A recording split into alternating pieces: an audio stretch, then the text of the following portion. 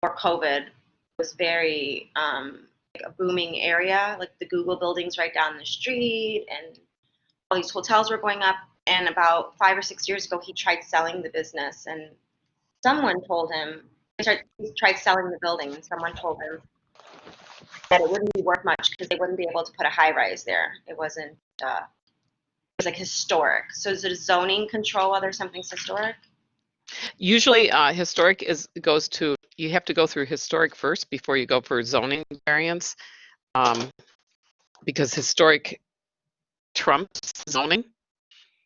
So if the land or the site was within an area that would allow high-rise building, but say it was a building by Louis Sullivan and they didn't want you to destroy it, the historic trumps zoning. So you wouldn't be able to tear down something that was historic necessarily.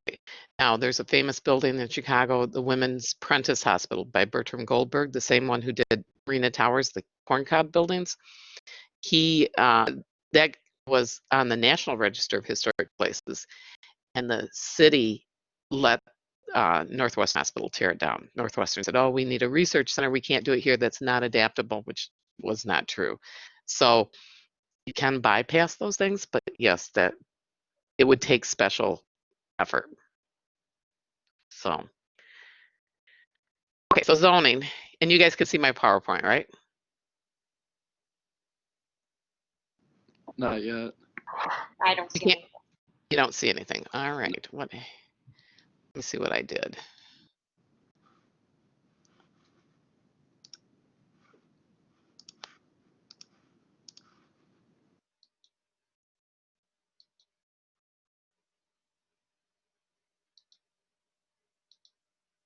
See it? You see the zoning now? I can see it now, yeah. Okay. So zoning regulations, there's usually a book or a listing someplace. It's online now usually of what it covers. So what is zoning? It's the process of dividing a land up into districts or sections where different uses are permitted. So this is a zoning map of a city. The different colors would indicate where you would be able to build certain types of buildings. So for instance, you wouldn't want to have a factory next to a school or a residence. So those would be under different zoning regulations. You would not necessarily want your business district next to within a residential zone necessarily, probably not within a single family residential zone, but multifamily, but you wouldn't want it near a factory. So it just tells you where you can build certain things. Now, if you can deviate from that with permission. So the history of zoning, it can be traced back to antiquity. The ancient walled city, if you guys have ever seen pictures of a walled city, and I think I have one coming up, the walled city was the predecessor for zoning. It undesirable functions were outside the city wall, like butchering or any like smelting or ironworking would be outside the city wall because it was noisy or smelly. And the inside of the city wall was kept cleaner and private. So of course, the poor people lived outside the walls. And the dangerous space was between the walls, where it was unsanitary, dangerous place between the walls. And then civic and religious spaces were inside the walls, and the majority of people lived within the walls. And they were further classified in there within that by, the size of their house. So similar to what we have now, we have in most towns, there's an area where the rich people live, where the big houses are, and then there's an area where the smaller houses are. This similar kind of concept was happening way back in antiquity. So here's a map of a walled city, and I don't know where it is. You can see there's a moat around here.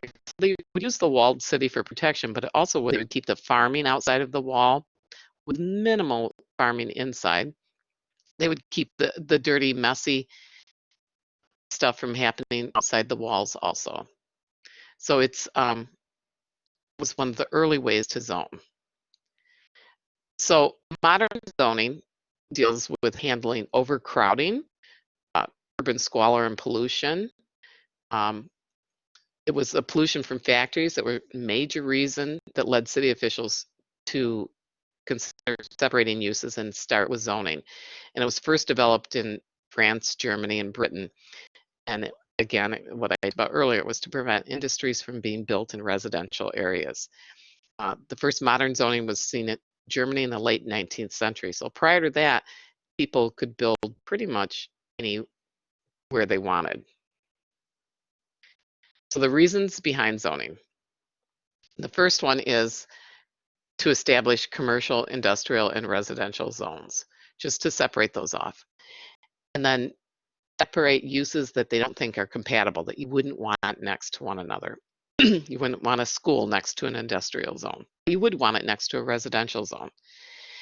And the type of zone determines whether planning permission for a given lot development is granted. So this is if you had a zone that was residential and you wanted to do a light manufacturing there, they tell you no.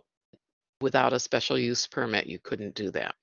Those are hard to get when you're permitting backwards, like when you're trying to put industry into a residential zone. Harder to get than if you're trying to put residential into industrial zones. But that has its own problems also.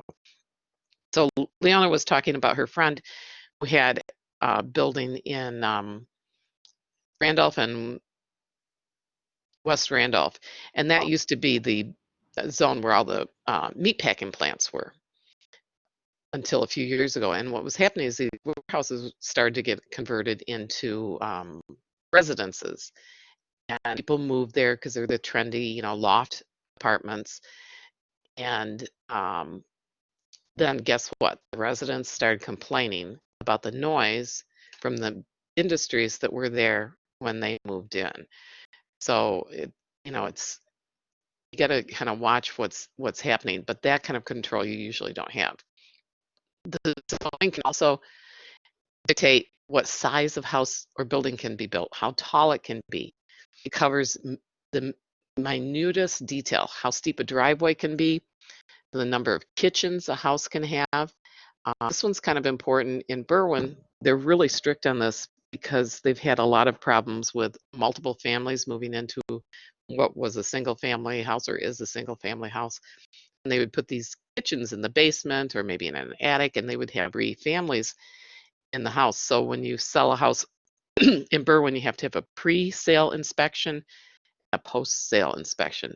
So they make sure there's no illegal kitchens in there. And if there are, they make you take them out. And then right when you go to sell it, you have to have the inspection again to make sure you didn't put it back in. And I can't see your hand, so just shout out a question. Oh, okay. What's the issue with having multiple families if you block them off? If you had like one family in the basement, one middle floor, one upper. Okay, because it's multifold. So the services for the community are not set up for they're set up for single family homes, not for multifamily homes. So the schools are not set up for 3 times as many kids coming from one address. The utilities are not set up for that. There's usually safety issues with it too, beyond the zoning. There's probably not the proper egress way to get out in the case of a fire. There's probably not proper electrical. The plumbing lines are probably not adequate enough. It just goes on and on. So the building wasn't designed for that many people. Okay. And it's not that people don't like multi-generational or people sharing. It's that it has to be designed so it works. Sure.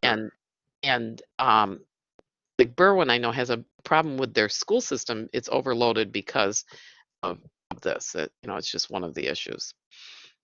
If you have your rules set up properly, you can prevent urban sprawl and overdevelopment, and you can also maintain the character of a community to ensure that historic homes survive in their original states.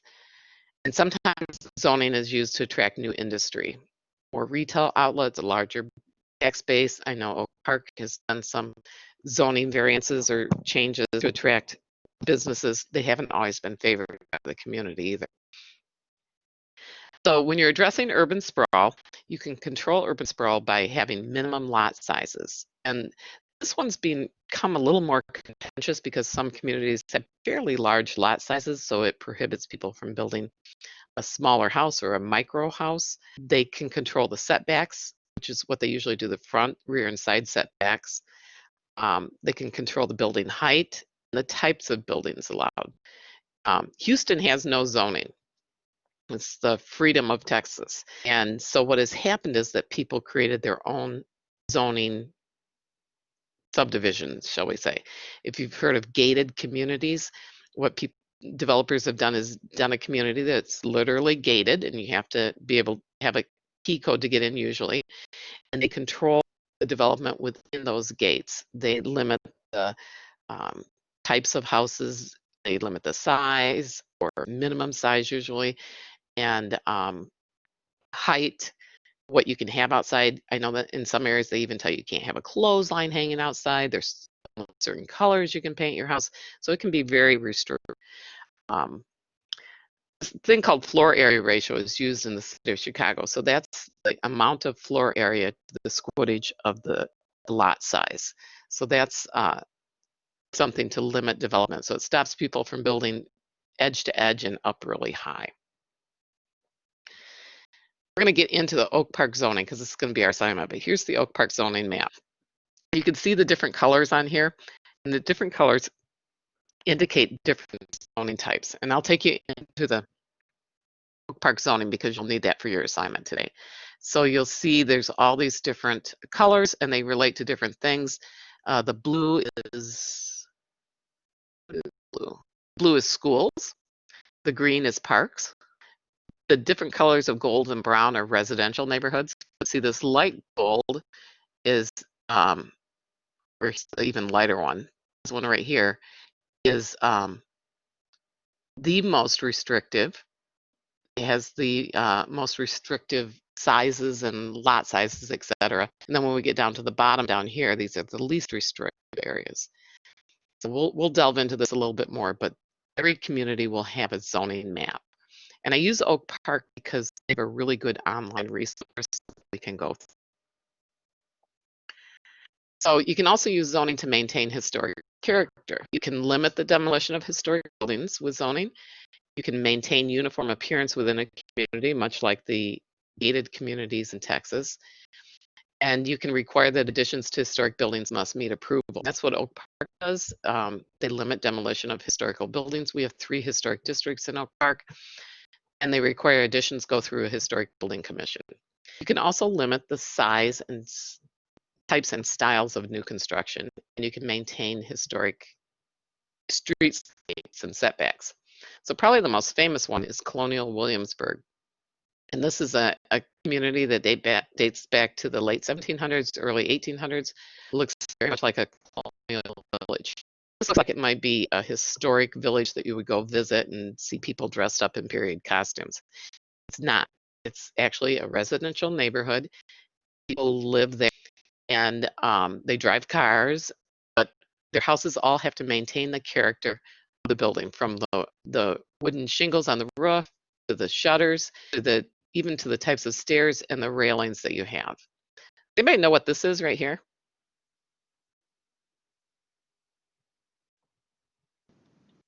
Any ideas? Is that a cellar? Say that again. Is that a cellar? It's a hatch to the cellar. This is how you used to, instead of back doors. But I have another picture of Williamsburg. So here's another picture. It has dirt roads and gravel sidewalks. So all this, even the fencing, is dictated by zoning.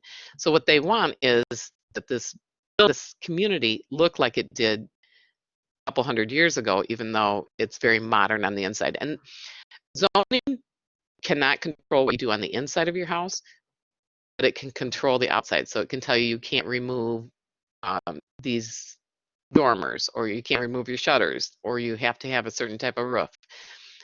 But on the inside, the house could be totally modernized. So here's a streetscape in Williamsburg. So what happens if you don't like the zoning? You go through what's called a zoning appeal, and you have to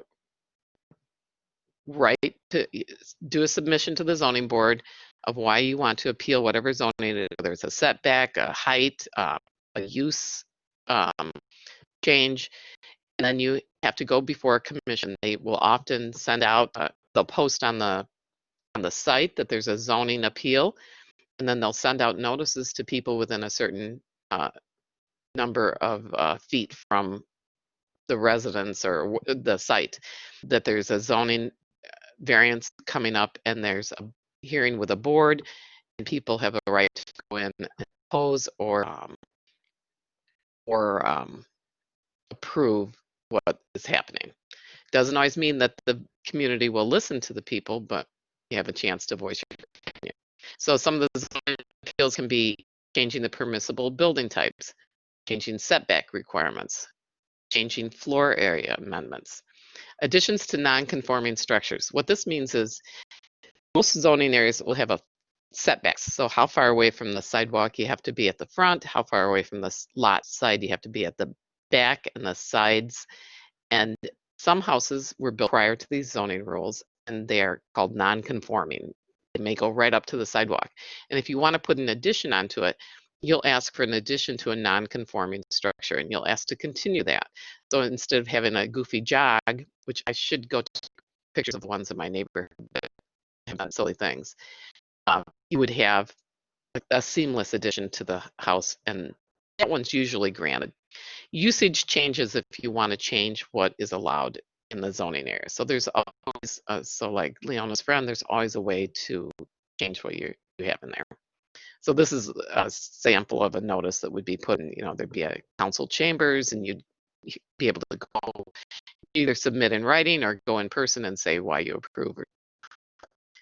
So does that make sense?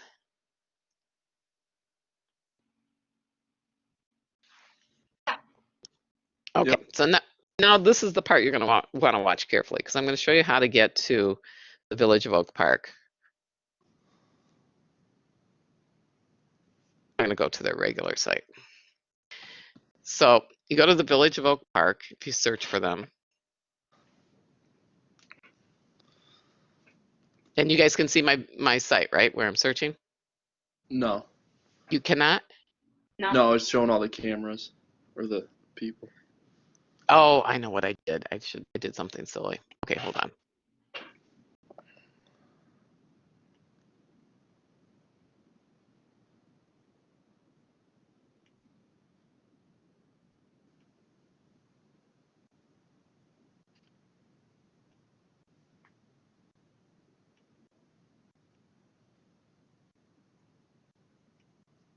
Okay, now can you see it?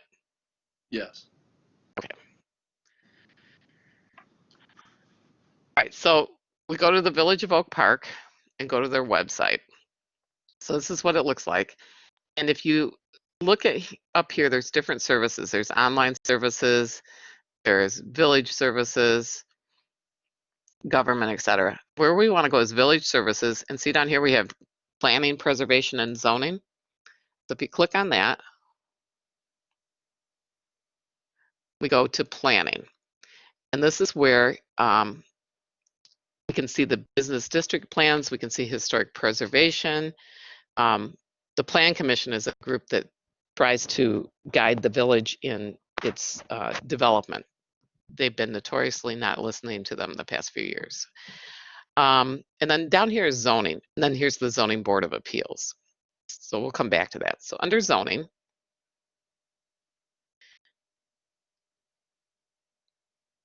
we come here, and when we get under here, there's zoning. Zoning also includes signs, so you don't get big obnoxious signs in a community. They'll include the size of signs, whether they can be lit, how they have to be lit. There's our Board of Appeals again, but what I want to do is the zoning map and the zoning ordinance are what we need to look at. So if I open up the zoning map, so here's that same map we saw before. So this is coming through, right? And so the residential districts, you see this where it says R1 single family, R2 single family. We go down to R7 multifamily. Is that coming through clearly? Yeah. Yeah. Okay. So the R7 multifamily is this dark brown. This happens to be along Austin Boulevard. So that's where a lot of, not all, but a lot of the multifamily buildings are along Austin Boulevard, which is a busier street. And then you'll also see that we've got multifamily around the downtown area. And again, along the major boulevards. Usually there's, let's see. Yeah, and down here. So the dark brown is the multifamily. And the residential goes up to 6 different, it goes single family, and then we get into 2 family, and then 2 different multifamilies. And the different colors indicate different restrictions that you're going to have. Green is open space or parks, and the blue is schools. And the other thing that Oak Park has is they have this Frank Lloyd Wright Historic District, Gunderson Historic District, and a Ridgeland Historic District. So this one right here is the Frank Lloyd Wright Historic District. So when we took our walk, we were walking, Chicago and Forest.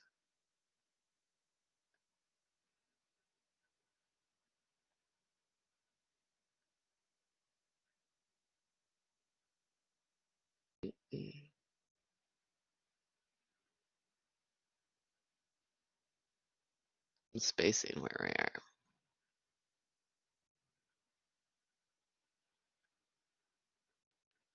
We were walking around this area. We're at Chicago and Forest, and I'm not finding Forest on here right now. I think it's right in here. I think this is Forest.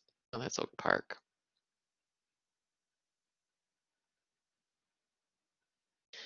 Anyways, this is the general area. Here it is right here. That's Elizabeth Court. So we were walking right around here.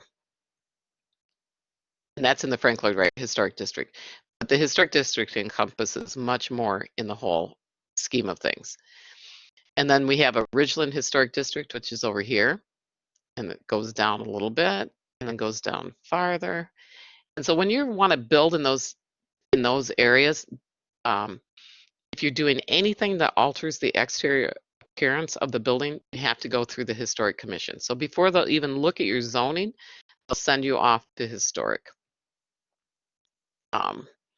And then there's one last one. It's called the Gunderson, which is this little area here. Gunderson was a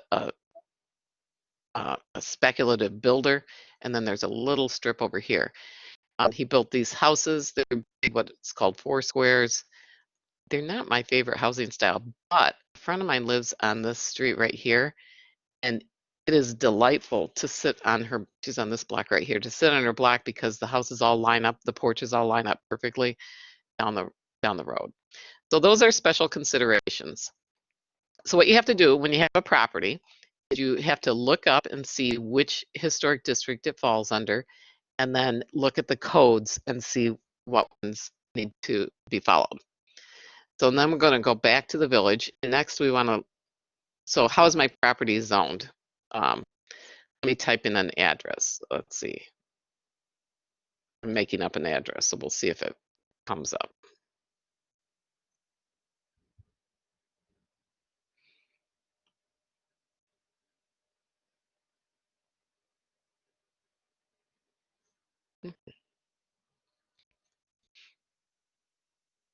So it'll tell you what the zoning is at that address.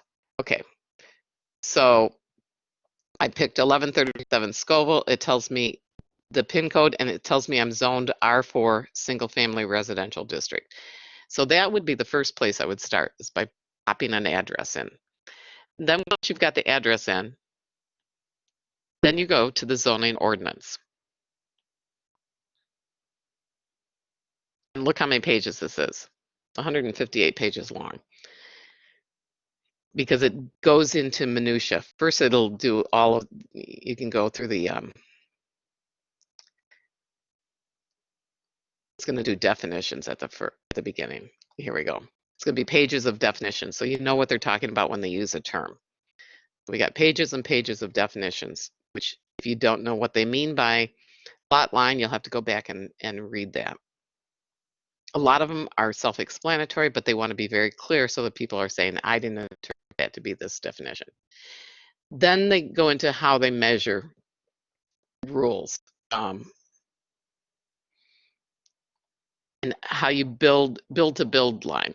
So here's a typical corner lot. And you've got a front setback here. You've got a side setback here. You've got a rear setback here. And a front side setback because it's on the corner lot. So this is all the non-buildable area. So that center part is what's buildable. If you're doing a new project, this would be one of the first things you would do is figure out what the zoning is, figure out if it's in a historic district, and then figure out how big, what's the maximum area that I can build on in that site. So then here's how much it's covering. It also will tell you maximum building heights. So it'll, you notice we talked about different roof styles. This is where it's important to know the roof, because a mansard roof is going to have different measurement point than a pitched roof. So the pitched roof, they'll tell you the measure at the midpoint of that pitch. Mansard roof, they're measuring way up at the top. A gambrel roof, they're measuring at that second peak. So each, in a flat roof, they're measuring right up to the parapet. So each roof type or housing type has a different maximum building height measurement too. And then some of this I'm going to skip. It'll tell you how big the street lights have to be and how many foot candles. That's how much illumination you get on a surface from each street area. It defines lot types. So here's a corner lot, interior lot, reverse corner lot, through lot, and corner lots. So you have to understand the lot type to figure out how much buildable area you have. I want you guys to peruse through this a little bit on your own too. So here's giving different examples for reverse corner lots, setbacks, etc. And then it goes into zoning districts. Remember, we talked about those residential zoning districts. There's 7 different ones, 8 if you count 2 R3s. And there's different commercial districts. These relate to the commercial areas. And there's special purpose districts, institutional, open space, or parks. So they've listed all the different districts. So we know, does anybody remember what our single family residence was that I had pulled up? I thought it was R4. Yeah, it was R4. So we'll go down and look at R4. So here it tells you what each one is. So R4 is intended to accommodate various neighborhoods within Oak Park characterized by small single-family dwellings located on urban-sized lot. Limited non-residential uses that are compatible may be permitted. Whereas R1 is many of which have historical significance. A lot of the lots are small in Oak Park because it's an older community. Okay, so here we are. This is going to R3. I'm going to go to the one that goes to R4. Here we are in R4 then. It'll tell me that my minimum square feet of lot area is 3,500 square feet. Non-residential, it's 10,000 square feet. The minimum lot width is 30 feet. Non-residential, it's 50 feet. And then it tells you maximum building height, how much you can cover of the site. The setback, 20 feet, or average setback of abutting structure. So if all the structures in the street are set back only 15 feet, you could appeal to setback only 15 feet. But if they're set back, if the average is set back 25 feet, they're going to push you back to that 25 feet because they want the buildings to appear to work within the community. Interior setback is 5 feet. It goes on and on. So it does that for each district. Here's our downtown districts laid out. And again, they also have minimum building heights. Oak Park's famous right now for letting 4 gargantuan high-rise residences go in downtown that did not meet zoning, and people are not happy about it. So again, building heights maximum 125 feet. I think they're like 250 feet high. And then same thing, it'll tell you the lot coverage, etc. And I want to get down to permitted uses. Here's there are design guidelines too within here. See design standards, and it'll tell you what they want to have. It'll tell you that we can't go so many feet on a commercial without windows. So it gives some design standards so that it feels more compatible with the community. A lot of communities don't have design standards, but Oak Park does, because they're trying to maintain the historic character of the community. All right, so you can see I'm only on page, I can't even tell what page I'm on.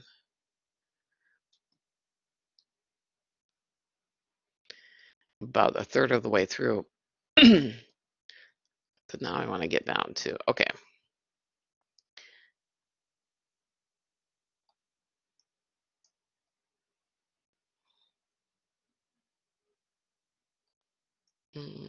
Special purpose districts. It has standards for building facades. And then it has standards for if you're putting an addition on the second floor, what that should look like. They don't want these little, I call them like the Wizard of Oz houses, you know, that land on top of one another. They're looking for different ways to expand and still have it compatible within the community. But the problem is I see a lot of this happening, regardless of these design standards. So here's a way to, I'll give you ideas of if you got a little tiny bungalow, you want to expand it. We don't want to see this, but we want to see this. I'm going to, if it's nice, go around and take pictures of the stuff that doesn't meet these design standards because it's pretty atrocious. All right. We're in. Okay. So this is the other table that you're going to end up looking for, is this use matrix table. So in residential districts, the P is permitted and the S is a special use.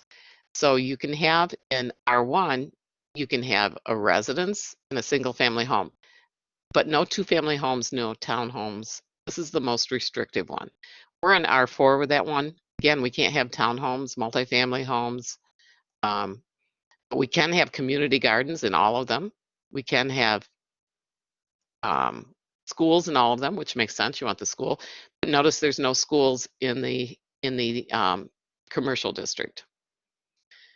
And then there's no universities.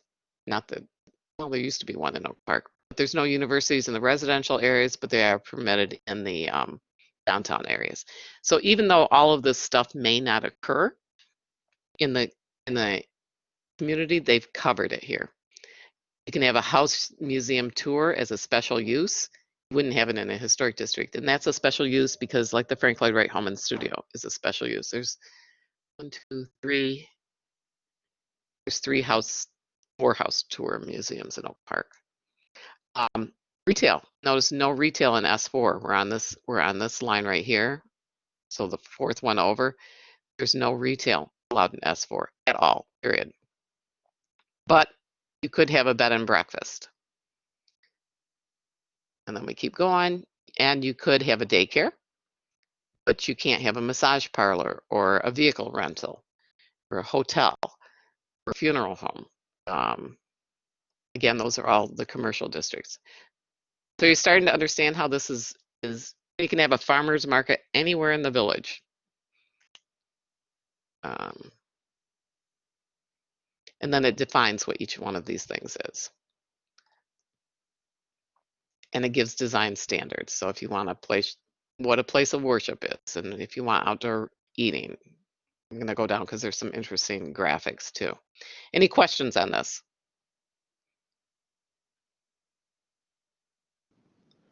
I don't have any, but man, they really take it to a T. Most communities do. Yeah.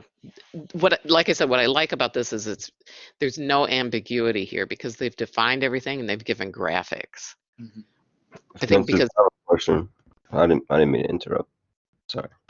Go ahead. So you know how you say some of these buildings, they either you don't know how they passed the restrictions, or they probably didn't at all.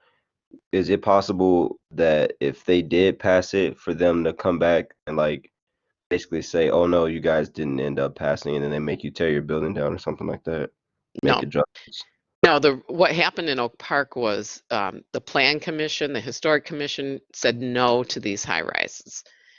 And the developer went to the village board, where right now we have a mayor who thinks all development is good development, which I would highly disagree with. Development's good, but not everything. He lets builders do whatever they want. And the village board has been overruling all of the plan commissions over and over and over. And people are really upset. So now we have these 20-story high rises that will be there forever. And they're not built very well. So they're not gonna. So yeah, you can't make them tear it down. But if they tore it down, you may not let them build it up again. But they're there forever now. It even defines what fences you have. If you have a rooftop, you know how high the rails have to be. Francis, to piggyback off of Jalen's question there, if it wasn't in Oak Park, let's say it was here in Chicago or some other community, and for instance, I wasn't zoned to put a apartment above my garage, but I go ahead and do it anyways, and I somehow get it built without having to get permits and all that jazz. Can someone come and then tell me I have to take it down? Yep, it would. Yeah, if you did something without a permit, they'll make you tear it down. So, and the other thing is when you go to sell a building, if you didn't pull a permit, that can stop the sale. Because they'll go and look at permits now. You know, everything's electronic now. They'll go and look at permits, and if you didn't have a permit for something, who was just having a problem with this? Oh, it was a client of mine. Her father had passed away, and they had done some work on the building that had never been a permit pulled. So they had to go back and have a contractor come in and redo a bunch of stuff. So you got to be really careful about that. Yeah, they can make you tear it down. I've seen them make people tear down things that they built. I'll tell you what I did. If you, one of my neighbors in a little bit. So solar panels. It shows how you mount solar panels. Again, wind turbines. If you have a wind turbine, how those can be mounted. Although there's not small enough wind turbines are not effective yet in the to be on these smaller residential buildings. And then it tells you, you know, your air conditioner unit, how far these project out, etc. So it goes into minutia. And if they come up with somebody who found a way around something and did something they didn't like, they'll go back and adjust the zoning based on what that person did or didn't do. How you lay out parking. You have striping for parking, which is a more eco-friendly way, right? You just do the paved part where the tires are going to be, and then you can have a grass or ground cover where the car's sitting. So it details how to do that.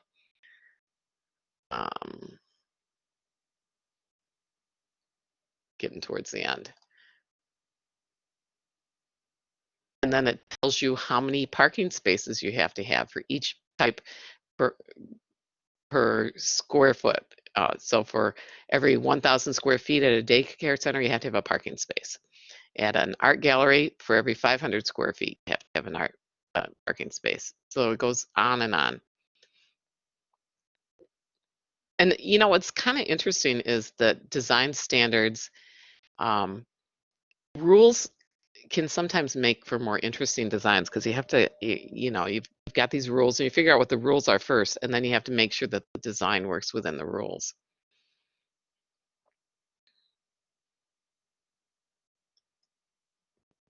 Bicycle parking, we're getting towards the end.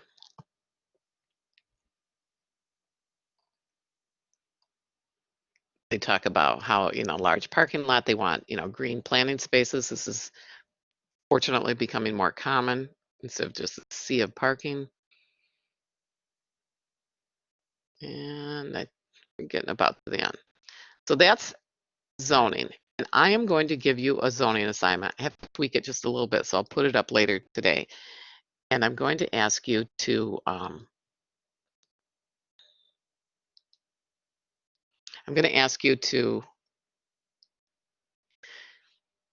look at different sites within Oak Park and work on do a zoning analysis. And this is really a cut and paste. You'll go out and you'll find it on the internet and you can copy and paste it into the Word document. It's really a searching exercise. Okay, I'm gonna put that up a little bit later, but I want to tweak it. So why don't we take a 15-minute break. It's already 1:30. Come back at 1:45. I'm going to show you a drawing that we're going to do in 2 parts. Usually I do it in one day, but I think it'll be easier if we do it in 2 parts. So we're going to do a drawing and of an isometric. So does everybody have a 30-60 triangle? Yeah? Here, I'll ask it as a poll here. Actually, then you need to, I have some that you can borrow. You need to come into the school to do this assignment because this requires a 30-60 triangle. So let's take a break and then I will show you that. I'll go to the drafting computer and I'll show you the computer. Okay. And all right, I'll see you back here in a few minutes. I'm going to sign off because I'm going on to a different computer.